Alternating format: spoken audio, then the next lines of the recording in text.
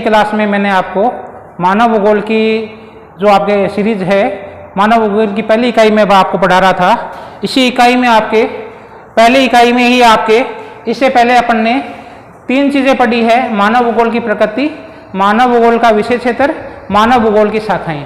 आज आपको एक नए टॉपिक के साथ मानव भूगोल के उपागम, मानव भूगोल के उपागम अप्रोचेज क्या हैं, इसके लिए इंपॉर्टेंट क्वेश्चन आपका मानव भूगोल में इकाई फर्स्ट का ही है। ये यूनिट फर्स्ट में आपका मानव भूगोल के उपागम। मानव भूगोल का विषय क्षेत्र आपको पहले बताया था मैंने कि लगातार विस्तृत होता जा रहा है। इसमें मानव भूगोल के विभिन्न प्रकार के मानव और वातावरण के अंतर संबंधों का अध्ययन किया जाता है। इसमें मानव है वो लगातार एक ऐसा प्राणी है जो लगातार परिवर्तन करता रहता है वातावरण में, वातावरण से विभिन्न प्रकार के प्राकृतिक कारकों से प्रभावित होता है तथा वातावरण में अपनी सुविधा अनुसार परिवर्तन भी करता है। मानव क्या है कि लगातार परिवर्तन करने, अपने आप में बदलने और वातावरण में परिवर्तन करने से मानव भूगोल का जो विषय क्षेत्र है ये बढ़ जाता है। और मानव भूगोल को अध्ययन के लिए 4 प्रकार की अप्रोच या उपागम को काम में लेते हैं। इसमें पहले उपागम है आपके पारिस्थितिकी उपागम, दूसरा स्थानिक या क्षेत्रीय उपागम, तीसरा व्यवहारपरक उपागम और चौथा मानव कल्याण संबंधित उपागम। ये 4 उपागम है आपके। प्रश्न इंपॉर्टेंट है, एक साल से छोड़ के 2 साल छोड़कर वापस ये प्रश्न पूछा जाता है आपको। मानव भूगोल के उपागम आप लोग इसको समझ गए होंगे कि मानव भूगोल का क्षेत्र बढ़ रहा है। मानव एक सामाजिक प्राणी होने के कारण से इस वातावरण में बहुत सारा परिवर्तन खुद की क्या है विभिन्न कारकों से प्रभावित होता है और उसमें विभिन्न प्रकार का परिवर्तन करता है। इस आधार पर मानव भूगोल के अध्ययन के लिए 4 प्रकार के उपागम है। इसमें पहला आपका उपागम है पारिस्थितिकी उपागम या इकोलॉजिकल अप्रोचेज। पारिस्थितिकी किसको कहा जाता है?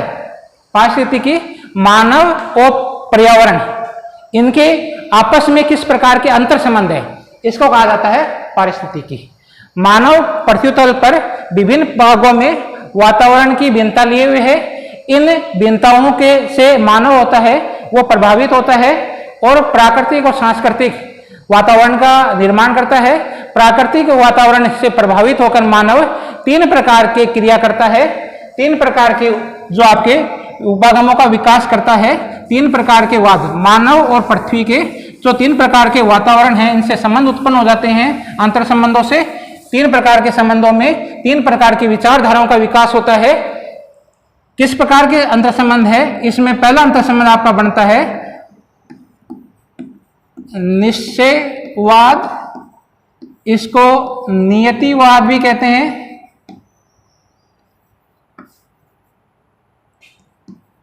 दूसरा आपका है संभववाद और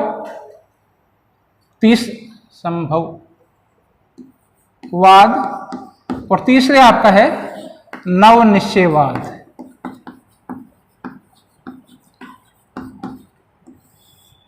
मानव और पर्यावरण के बीच किस प्रकार के संबंध है? पारिस्थितिकी है। पारिस्थितिकी मतलब अंतर संबंध किस प्रकार से, किसका अध्ययन करते हैं? अंतर संबंध का।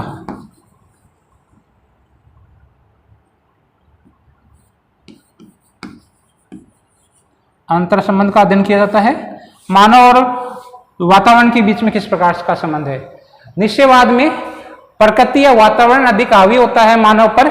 मानव में जो भी परिवर्तन है, मानव को अपने आप को प्रकृति के अनुसार ढालना होता है। मानव की जितनी भी गतिविधियां होती है उसमें मानव की गतिविधियों को कंट्रोल कौन करता है? प्रकृति करती है।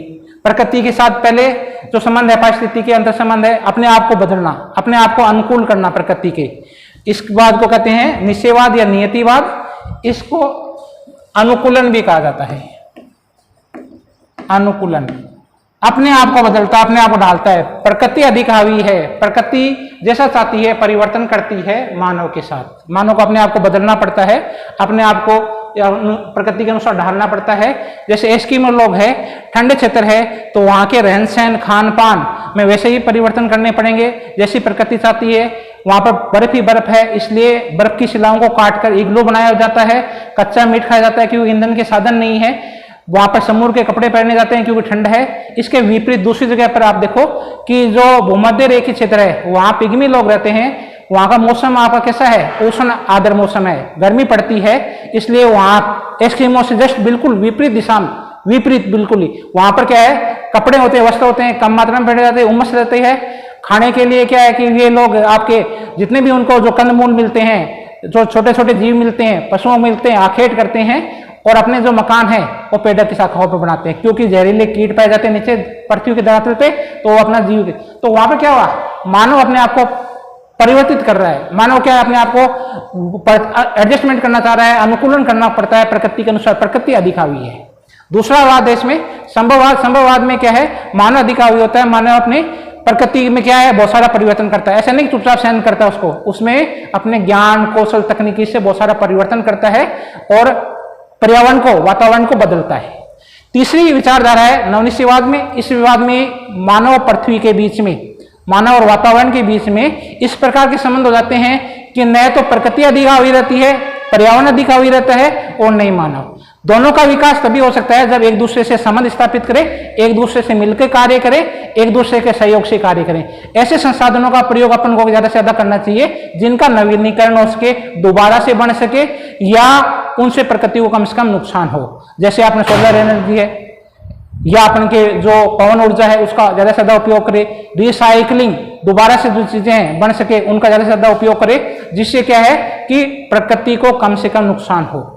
तो इस पॉइंट में अपन क्या पढ़ा, मानव और प्रकृति के बीच में किस प्रकार का अंतर संबंध है, किस प्रकार से एक दूसरे से संबंध रखते हैं, किस प्रकार से एक दूसरे को प्रभावित करते हैं तथा एक दूसरे से प्रभावित होते हैं। इस विचारधारा के बाद में दूसरी जो विचारधारा आपकी आई है उसको कहते हैं क्षेत्रीय या स्थानिक उपागम, स्पेशल अप्रोचेज। स्पेशल अप्रोच में मानव वातावरण के मध्य सभी प्रकार के तत्वों का अध्ययन किया जाता है जिनसे सांस्कृतिक भूदृश्यों का निर्माण होता है। ये सांस्कृतिक भूदृश्य किस प्रकार से बने, इनका विभिन्न क्षेत्रों में ये अलग अलग संस्कृतियों का निर्माण होता है। आपको बताया था अभी कि एस्किमो लोग हैं, वहां की संस्कृति अलग है, जबकि क्या है कि पिग्मी की संस्कृति अलग है। अलग अलग प्रकार की संस्कृति का मतलब है रहन सहन, खान पान के तरीके, उनका समाज वहां का अलग अलग प्रकार के दिखाई देते हैं, वितरण होता है सबका अलग अलग प्रकार का। इन पृथ्वी तल पर विभिन्न प्रकार के जो ये सांस्कृतिक भूदृश्य दिखाई देते हैं, इनका कारण सहित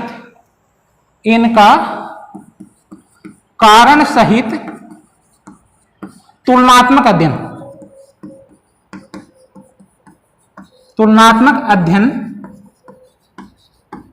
करने की जो विधि है वो कहलाती है स्थानिक उपागम। इस उपागम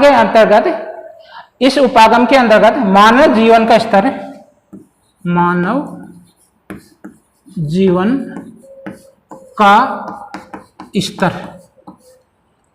के स्तर का ऊपर उठाया जाता है। मानव जीवन स्तर के बारे में अपन को ज्ञान हो जाता है। मानव जीवन की उन्नति के लिए क्या क्या प्रयास किए जाने चाहिए, मानव जीवन स्तर की उन्नति के लिए प्रयास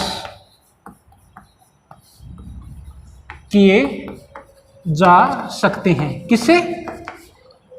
इस अप्रोच से, स्थानिक उपप्रोग्राम से। जितने भी सांस्कृतिक भूदृश्यों का निर्माण हुआ है जो मानव बनाता है, सांस्कृतिक भूदृश्य कौन से हैं? जितने भी मानव बस्तियां हैं, मानव बस्तियां, नगर, पुल, जो भी मानव द्वारा निर्मित इसला के बांध है, औद्योगिक क्षेत्र है, कृषि क्षेत्र है, ये सब क्या है, कौन से हैं? सांस्कृतिक भूदृश्य हैं। इन सांस्कृतिक भूदृश्यों का अलग अलग प्रकार की जो जनजातियां होती है, अलग अलग प्रकार की जो मानव है, अलग अलग सांस्कृतिक भूदृश्यों का निर्माण करता है। इनका अलग अलग वितरण पाया जाता है। इन वितरणों का तुलनात्मक जो अध्ययन किया जाता है वो अपन करते हैं स्थानिक उपागम में। और स्थानिक उपागम के माध्यम से अपन जो विधि है वो कौन सी उपागम कहलाती है? स्थानिक उपागम। और इसमें मानव जीवन का जो स्तर है, मानव जीवन की जो उन्नति है, उसका विकास किया जा सकता है। तीसरी विचारधारा है व्यवहार परक उपागम। व्यवहार परक उपागम में अपन क्या करते हैं कि मानव का व्यवहार, प्राकृतिक वातावरण में क्या दिया अपन को, तीसरा जो पॉइंट आपका है व्यवहार परक उपागम में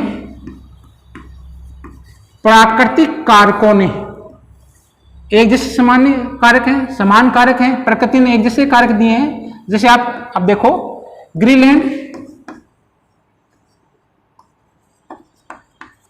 कनाडा, जो उत्तरी अमेरिका का उत्तरी भाग है, साइबेरिया, यहां तीनों क्षेत्र की क्या है, जलवायु एक समान है, ठंड पड़ती है, जो एस्किमो की विभिन्न प्रजातियां पाई जाती है। पर्यावरण ने अपन को क्या दिया कि वहां ठंड उत्पन्न की, एक ठंडा वातावरण पैदा कर दिया। अब इस ठंडे वातावरण में प्रकृति के अनुसार तो क्या होना चाहिए, यहां पर एक समान संस्कृति का विकास होना चाहिए। जबकि क्या हुआ, यहां पर मानव ने क्या कर लिया, अपने तकनीकी ज्ञान से, अपने ज्ञान और कौशल से इसमें परिवर्तन कर लिया। अब क्या है, कनाडा में जो एस्किमो लोग रहते हैं, जो प्रजाति रहते हैं, उनकी अलग आपकी संस्कृति है। कनाडा में जो रहते हैं उनकी अलग है, और साइबेरिया में रहते ठंड है। मानव ने क्या, प्रकृति ने क्या दी मानव को, ठंड उत्पन्न की। एक जैसी संस्कृति होनी चाहिए। जबकि क्या करती हैं, इन्होंने क्या कर लिया, अपनी अलग अलग संस्कृति का विकास कर लिया। अलग अलग प्रकार का व्यवहार करते हैं ये लोग, अलग अलग प्रकार के रहन सहन इनका, ये अलग अलग प्रकार का खान पान है, अलग अलग प्रकार के समाज है, समाज के रीति रिवाज अलग अलग है। प्रकृति ने इनको क्या दिया, एक ठंड दी, प्राकृतिक कारक। तो इसका क्या है कि अलग अलग वातावरण में एक समान वातावरण होते हुए भी मानव अलग अलग प्रकार का व्यवहार करता है, मानव अलग अलग प्रकार की संस्कृति का निर्माण करता है। इन संस्कृति के कारण से अलग अलग प्रकार के संस्कृति भूदस्यों का निर्माण करते हैं, अलग अलग प्रकार की संस्कृति का वितरण हो जाता है।